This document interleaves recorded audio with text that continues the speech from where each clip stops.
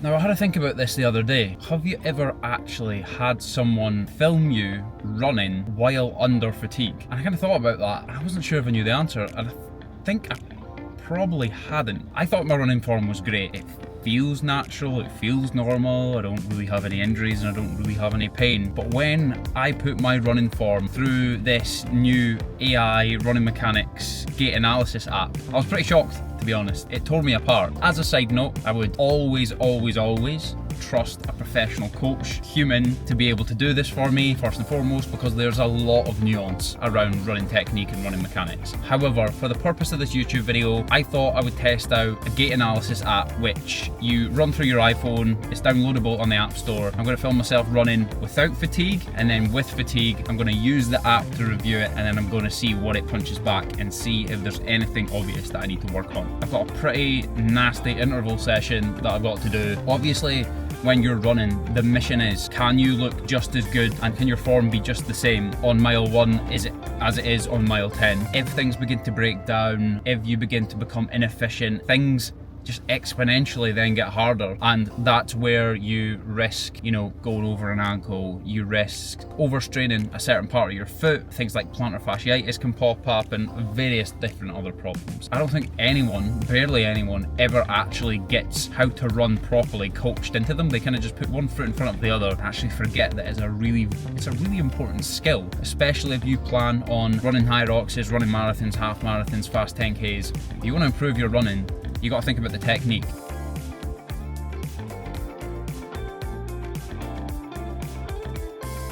So we have recorded the running at an easy pace and then under a little bit of fatigue. We're going to punch it into the app, let it do its thing, and then we're going to see what feedback it gives me, see if it thinks there was anything wrong with my running mechanics. I've got another session tomorrow with a bit of running, so we're going to wake up.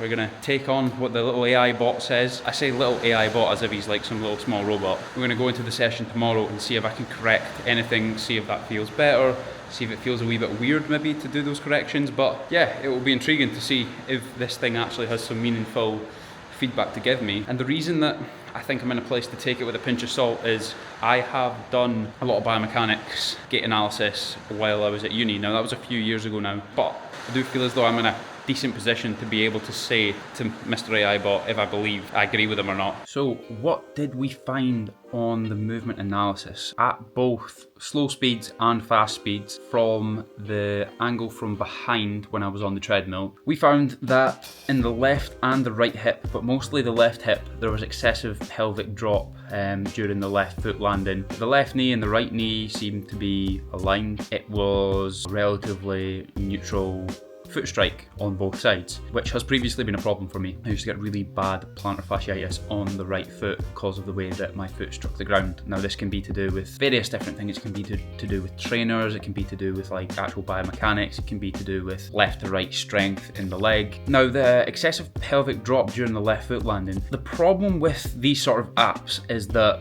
I could tap to see more on this, and it says try to be aware of your hip position, strengthen your glute muscles, hamstrings, adductors to maintain a good position. What are the consequences? Like I might get like some pain in one side, Achilles, pelvis, lower back, stuff like that. The good thing about this app as well is it actually then gives you various different exercises that you can do to correct the issue that you may have. Now, in the position I'm in, obviously being a strength and conditioning coach, I kind of understand what I would need to improve anyway, and I can actually then also decipher why I think this was happening. Now, I don't actually think this is a major problem for me. I think the issue was when I went into this session, I was fatigued from the day before. I had done a pretty intense interval session the day before anyway, and I believe I just wasn't warmed up well enough. So might be my bad for not kind of figuring that out a little bit earlier, but I genuinely think my glutes and my hammies weren't very warmed up. I'd kind of jumped quite quickly into a fast speed on the treadmill, and that was where we were seeing that excessive pelvic drop on the left side. This is one of my kind of things about this app. It can give you some really good information, but context is key in terms of what that actually means. Okay, now going on to the side-on view, there was a couple of little different things that it flagged up. One thing was that my foot landing was primarily a heel strike. And a tap to see more basically says that, I'm striking too far in front of my center of gravity with my foot. You've got to imagine that if I plant there in front of my centre of gravity and push the force back down into the ground there, it comes back this way. So the force is going back the way. I want to run forwards. I don't want the force to be going backwards. So I want to actually strike with my foot a little bit more central under my centre of gravity. So if you're overstriding, striking with the heel, energy's going back the way. And this app actually does a really good job of actually explaining that. So it says a heel strike beyond the centre of gravity increases braking forces and amplifies the risk of injury. This angle creates excessive load on the knee joint and can lead to an anterior knee pain or IT band syndrome. So yeah, I quite like this little bit of information. It also then goes on to talk a little bit about the foot strike phases. You've got amortization and then you've got propulsion. So you've got the impact, the transition between the impact and the propulsion, which is the amortization, and then you've got the propulsion, which is the energy coming back through the ground to spring you on. Again, it gives me some different exercises that I can work on, but it's going to be a kind of technical change in the way that I run that's going to correct this. Do I always run like this? Probably not. Is it a little bit different because I'm running on a treadmill? Potentially. Nuance and context is always key, and that's where a really good coach is going to be able to give you that over the app. Another thing that it picked up was not sufficiently forward leaning. It basically had highlighted that I was potentially standing a little bit too high up, just a little bit too high with my chest. Let's actually go and read that to see what it's actually saying. Basically, the advice that it's given me is engage the abdominals to stabilize the back, overload the lumbar and gluteal muscles, risk of lower back pain, torso too far back. Try to reach the sky with your head while maintaining the desire to elongate yourself as much as possible.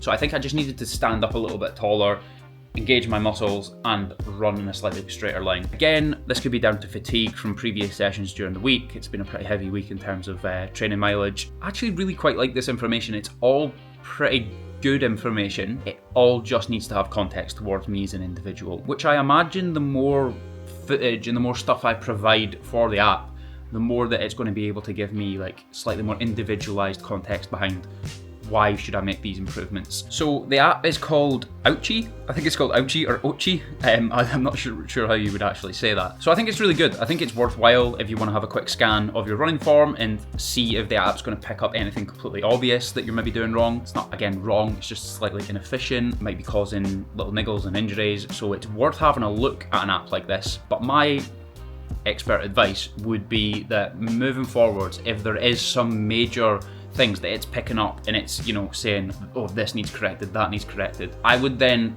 transfer that information onto a professional and go and get a gait analysis, onto a physiotherapist, sports therapist, and they may well be able to give you some better, more applicable information to you as an individual to move forwards with. The answer almost always is yes.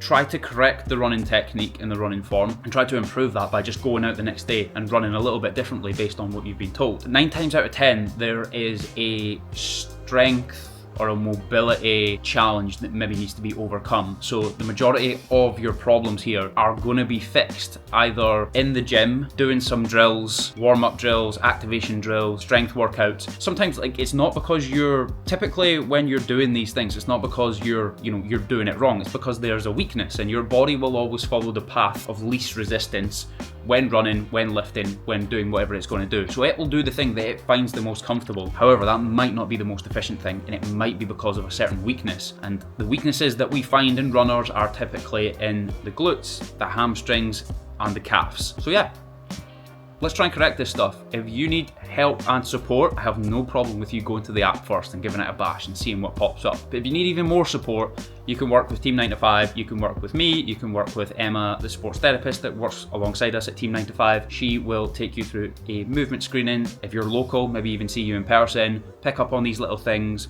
send me on that information, and then apply that to your running.